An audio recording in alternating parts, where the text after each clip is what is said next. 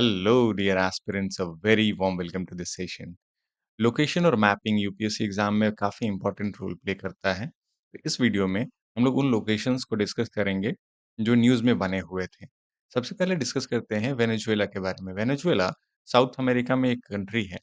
आप ये बॉर्डर देख रहे हैं, ये वेनेजुएला की है और ये वाटर बॉडी है, कैरेबियन सी है, यानी अटलांटिक ओशन में कैरेबियन सी है। ये न्यूज़ में इसलिए था क्योंकि वहाँ के प्रेसिडेंट निकोलस मडूरो को यूनाइटेड स्टेट्स की मिलिट्री ने हटा लिया था, रिमूव किया था या किडनैप किया था, आप कुछ भी कह सकते हैं उसको। तो उनके ऊपर एक ब्लेम था कि वो ड्रग्स का एक कार्टेल चलाते हैं जिसका नाम है कार्टेल ऑफ सन्स। अब ये कार्टेल ऑफ सन्स इसलिए क्योंकि ऐसा कहा जाता है कि वो कार्टेल जो ड्रग कार्टेल है वो वहाँ के मिलिट्री ऑफिशियल्स चलाते हैं और उनका जो इंसाइनिया होता है जो वो अपने यूनिफॉर्म पे पहनते हैं वो सन के फिगर का होता है। इसलिए कार्टेल ऑफ सन्स यानी कि वो ऐसा कार्टेल जो सन को यूनिफॉर्म पे पहनने वाले लोगों के द्वारा चलाया जाता है। ठीक है, अब लोकेशन की बात करते हैं। सबसे इम्पोर्टेंट लोकेशन है ओरिनोको बेल्ट। ये ओरिनोको बेल्ट वर्ल्ड का सबसे बड़ा ऑयल रिजर्व है। 3 और लोकेशंस आपको ध्यान रखना है। माराकाइबो एक लेक है, ये वाटर बॉडी आप देख रहे हैं। This is Maracaibo lake. Amuay refinery, ये एक रिफाइनरी का लोकेशन है। और जोस पोर्ट, ये 3 लोकेशंस आप ध्यान रखेंगे। Jose port and Orinoco heavy oil belt, ये वो एरिया है जो वेनेजुएला को ऑयल रिजर्व के लिए टॉप रैंक पे पोजीशन करता है। इसके अलावा इसके territorial borders Colombia, Guyana and Brazil और वाटर बॉडी जो बॉर्डर बनाता है वो है कैरेबियन सी। मिडिल ईस्ट में काफी ज्यादा डिस्टरबेंस देखा जा रहा था। उसी दौरान कतर के एक गैस फील्ड यानी कि एलएनजी फैसिलिटी पे, लिक्विफाइड नेचुरल गैस, इस फैसिलिटी पे ईरान का मिसाइल अटैक हुआ था। अब ये रास लफान कहाँ पे है? आप ये देख रहे हैं, ये कटर है और यहाँ पे है रास लफान। ये छोटा सा डॉट आप देख रहे हैं, इसमें इसके ऊपर आप देख रहे हैं North Dome gas field and South Pars gas field. तो ये साउथ पार गैस फील्ड जो है ये ईरान के अंदर आता है और नॉर्थ डोम गैस फील्ड जो है ये कतर के अंदर आता है। ईरान का बॉर्डर, टेरिटोरियल बॉर्डर ये है। रास लफान जो फैसिलिटी है इसे ग्लोबल एलएनजी हब कहा जाता है क्योंकि ये ग्लोबल सप्लाई जो एलएनजी का है उसका 20% सिर्फ रास लफान गैस फील्ड से आता है। और इंडिया में जो सप्लाई होता है उसमें 40% शेयर रास लफान से आता है। ठीक है, world largest natural gas field shared between Iran and Qatar. तो आपको ध्यान रखना है दोनों का पोजीशनिंग है यहाँ पे, ईरान और कतर दोनों का। ये लोकेशन है जहाँ पे अटैक हुआ था। इसके अलावा एसएलयू, ये ईरान का दूसरा गैस फील्ड है जहाँ पे अटैक हुआ था। Iranian facility for the gas field were hit on Wednesday. दूसरे और कुछ गैस फील्ड्स न्यूज़ में बने हुए थे जैसे कि तमार और लेवियाथन। इसे इज़राइल कंट्रोल करता है। ये इज़राइल का बॉर्डर है और यहाँ पे लोकेटेड है तमार एंड लेवियाथन।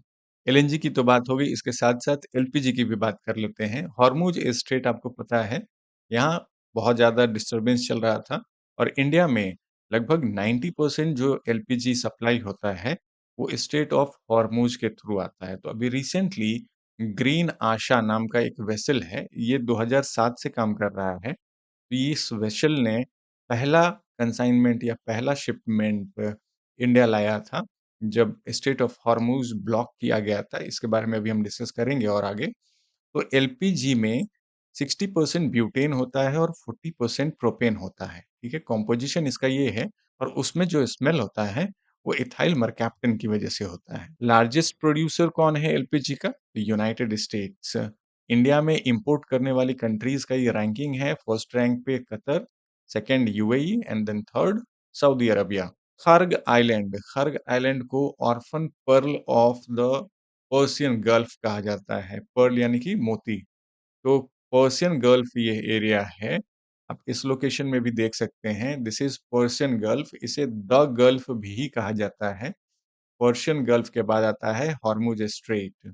इस पर्शियन गल्फ में ही ईरान के नजदीक में है खर्ग आइलैंड। इस खर्ग आइलैंड को न्यूज में इसलिए देखा गया क्योंकि यहाँ पे भी यूएस फोर्स का अटैक हुआ था, क्योंकि ईरान के इस्लामिक रिवॉल्यूशनरी गार्ड कॉर्प्स यानी कि आईआरजीसी, इन्होंने स्ट्रेट ऑफ हॉर्मुज को ब्लॉक कर दिया था। इसके अलावा कुछ और लोकेशंस हैं जो आपको याद रखने चाहिए। पर्शियन गल्फ है, यहाँ गल्फ ऑफ ओमान है, और ये एरिया है, इसे कहते हैं straight of Hormuz. Straight of Hormuz में यहाँ पे छोटे-छोटे आइलैंड्स लोकेटेड हैं। तो इनका नाम, अब बंदर अब्बास जो वहाँ का पोर्ट है ईरान का, वो आप ध्यान रखेंगे। इसके अलावा हॉर्मुज आइलैंड है, और उसके बाद लराक आइलैंड है। तो ये लराक आइलैंड जो है ये काफी इम्पोर्टेंट था। इसी आइलैंड को यूज करके ईरान ने स्ट्रेट ऑफ हॉर्मुज को ब्लॉक किया था। इसके अलावा केश्म, ये आइलैंड भी इम्पोर्टेंट है। तो 3 आइलैंड आप ध्यान रखेंगे, हॉर्मुज स्ट्रेट, केश्म एंड लराक। इसको ईस्ट टू वेस्ट या फिर नॉर्थ टू साउथ अरेंज करने के लिए भी सवाल पूछे जा सकते हैं। सेंट मार्टिन्स आइलैंड जो कोरल आइलैंड है, बांग्लादेश का इकलौता coral island Saint Martin island है। ये यहाँ पे लोकेटेड है, ये बांग्लादेश का बॉर्डर देख रहे हैं, यहाँ पे लोकेटेड है सेंट मार्टिन आइलैंड। और ये कोरल आइलैंड है, कोरल रीफ से बना हुआ एक आइलैंड है। और ये न्यूज़ में इसलिए था क्योंकि इन्वायरमेंटल कंसर्न्स हैं वहाँ पे, कोरल डिग्रेडेशन हो रहा है। कोरल डिग्रेडेशन, कोरल रीफ्स खत्म क्यों होते हैं, उनके लिए फेवरेबल कंडीशन क्या है, ये ज्योग्राफी के आपके स्टैटिक पार्ट में कवर हो जाता है। चित्तोग्राम, चित्तगोंग आप जानते होंगे, चित्तगोंग आर्मरी रेड जो हुआ था, तो यहाँ पे बांग्लादेश में चित्तगोंग है, और यहीं पे इसके साउथ में कॉक्स बाजार देख रहे हैं। This is also very important location, Cox's Bazar. और उसके बाद सेंट मार्टिन्स आइलैंड, तो ये पोजीशनिंग है। एक और सेंट मार्टिन आइलैंड है जो आपको कैरिबियंस में दिखेगा। यहाँ पे आप देख रहे हैं ये वेनेजुएला है, इसके जस्ट ऊपर में यहाँ पे है सेंट मार्टिन आइलैंड, और इसका नॉर्दर्न पार्ट फ्रेंच कंट्रोल करते हैं और साउदर्न पार्ट डच कंट्रोल करते हैं। तो सेंट मार्टिन आइलैंड दो कॉन्टेक्स्ट में यूज हो सकता है। ये नाम सिमिलर हैं, इसलिए यहाँ पे डिस्कस करना जरूरी था। तब कुछ आइडेंटिफाइड रीजन्स डिस्कस कर लेते हैं। जैसे लेवांत रीजन किसे कहा जाता है, तो लेवांत रीजन में ये 5 कंट्रीज आते हैं। ये वेस्ट एशिया में लोकेटेड है, और इस रीजन को फर्टाइल क्रेसेंट कहा जाता था। फर्टाइल क्रेसेंट का पार्ट है लेवांत रीजन। लेवांत रीजन में Syria, Lebanon, Israel, Jordan, Palestine. Maghreb region किसको कहा जाता है, तो मगरेब रीजन अफ्रीका का पार्ट है, और नॉर्थ वेस्टर्न साइड में है। इसके जस्ट ऊपर में आप देख रहे हैं, यहाँ यूरोप स्टार्ट हो जाता है। और ये जो लोकेशन आप देख रहे हैं, narrow passage of water bodies है, इसे स्ट्रेट ऑफ जिब्राल्टर कहा जाता है। और इसी रीजन में सहारा डेजर्ट और एटलस माउंटेन्स हैं। लोकेशंस, बॉर्डर एरियाज ध्यान रखेंगे, यहाँ पे मेडिटेरेनियन सी है, और यहाँ इस तरफ अटलांटिक ओशियन है। कॉकासस रीजन, ये कहाँ पे है, तो ये ब्लैक सी और कैस्पियन सी को कनेक्ट करता है, कॉकासस रीजन इसके कहते हैं। और इस तरफ अगर नॉर्थ टू साउथ देखेंगे तो रशिया है, और इस तरफ अर्मेनिया है। ये न्यूज़ में क्यों था कि अर्मेनिया और अजरबैजान के बीच में जो कॉन्फ्लिक्ट्स चल रहा है, उसकी वजह से ये न्यूज़ में बना हुआ था। ये एक स्ट्रैटेजिक एनर्जी कॉरिडोर है, और माउंट एल्ब्रस यहाँ का हाईएस्ट पीक है। आप ये चीज ध्यान रखेंगे, कॉकसस रीजन में 3 कंट्रीज आते हैं, जॉर्जिया, आर्मेनिया, अजरबैजान, और part of Russia. Sahel region, ये एक ट्रांजिशन जोन है सहारा और सवाना के बीच में। इनमें आने वाले कंट्रीज का नाम यहाँ पे आप लिस्ट देख सकते हैं, एक बार इसको रिवाइज कर लेंगे। और ये न्यूज़ में इसलिए है क्योंकि अरावली रीजन में, इंडिया में अरावली रीजन में जो प्रोजेक्ट स्टार्ट किया गया था, वो यहीं के ग्रीन वॉल प्रोजेक्ट से इंस्पायर्ड था। तो ग्रेट ग्रीन वॉल प्रोजेक्ट जो है वो साहेल रीजन में ही है। बाल्कन कंट्रीज में ये सारे कंट्रीज हैं, और ये बहुत ज्योग्राफिकली डिफाइंड नहीं है कि इसमें कौन कौन से कंट्रीज आते हैं। जैसे बाकी कंट्रीज आप देख रहे थे रीजन वाइज, एथनिक वाइज इस तरह से डिवाइड थे या फिर आइडेंटिफाई किए हुए थे। ये लूजली आइडेंटिफाइड टेरिटरी है। इसमें बहुत सारे कंट्रीज आते हैं। कंट्रीज का नाम वैसे बहुत ज्यादा इंपॉर्टेंट नहीं है, पोजीशनिंग बस आपको ध्यान रखना है कि ये किस रीजन को कहा जाता है। इसमें टर्की भी आता है, इसमें रोमानिया भी आता है, इसमें स्लोवेनिया भी आता है। और यहाँ पे कुछ वाटर बॉडीज आपको दिख रहे हैं, इनका नाम भी आप ध्यान रखेंगे। एड्रियाटिक सी और ब्लैक सी ये अपोजिट साइड में है। बाकी इन चार का नाम तो राइमिंग में याद हो जाता है, Tyrrhenian, Ionian, Aegean and Mediterranean. Indus water treaty, इसे डिस्कस करना इसलिए इम्पोर्टेंट है क्योंकि इंडिया पाकिस्तान के बीच में जब टेंशन्स चल रहा था, ऑपरेशन सिंदूर जब एग्जीक्यूट किया गया था, उस वक्त ये काफी न्यूज में रहा था। तो इसे 1960 में साइन किया गया था with the help of world bank. इसमें 3 रिवर्स इंडिया को मिले थे और 3 रिवर्स पाकिस्तान को मिले थे। वैसे ये चेनाब, झेलम और इंडस इंडिया से होकर ही पास करते हैं, लेकिन कंडीशन ये था कि इंडिया इन वाटर्स को डाइवर्ट नहीं करेगा। यहाँ कुछ इंपॉर्टेंट प्रोजेक्ट्स हैं, जैसे भाखड़ा नंगल प्रोजेक्ट इस सतलज रिवर पे है। सतलज रिवर जो इंडिया की साइड पे है, यहाँ पे भाखड़ा नंगल प्रोजेक्ट बनाया गया था और ये इंडिया का सबसे पुराना मल्टीपर्पस रिवर वैली प्रोजेक्ट है। महाराणा प्रताप सागर वेटलैंड, ये एक वेटलैंड है और रामसर साइट में डिफाइंड है। ये पौंग डैम पे बना हुआ है, जो ब्यास रिवर पे लोकेटेड है। रंजीत सागर डैम जो रावी रिवर पे है, ये पंजाब, जम्मू कश्मीर और हिमाचल प्रदेश तीनों स्टेट के बॉर्डर्स को टच करता है। ये एक लिस्ट मैंने बनाया है, बहुत मेहनत से बनाया है।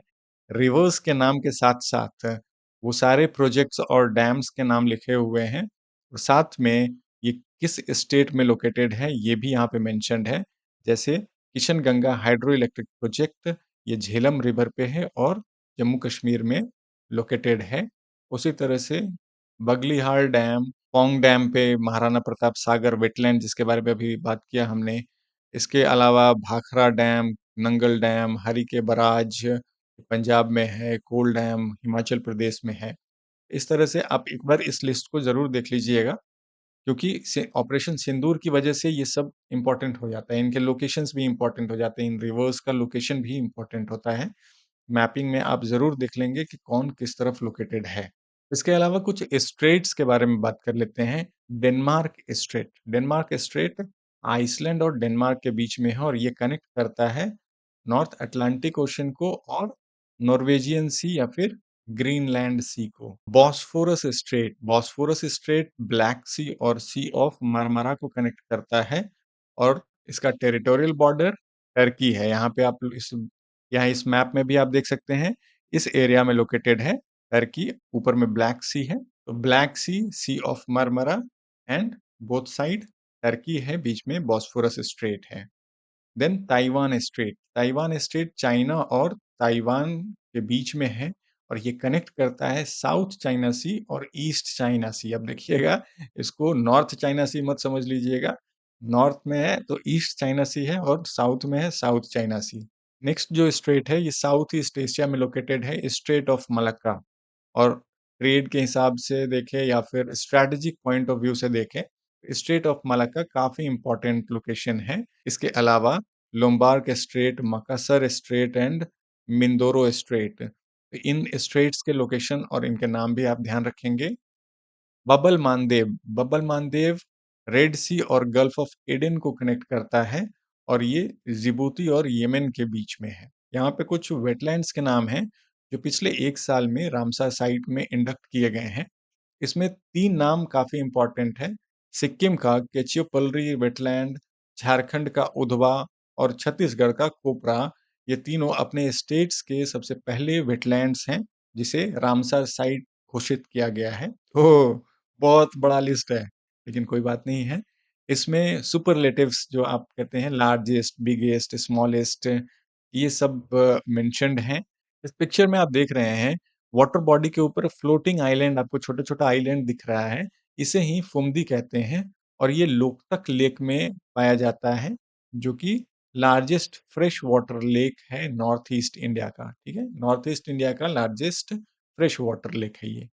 इसके अलावा सुंदरबन जो लार्जेस्ट रामसर साइट है, रेणुका वेटलैंड ये स्मॉलेस्ट है। फर्स्ट मैनमेड रामसर साइट कौन सा है, तो क्यूलादेव है।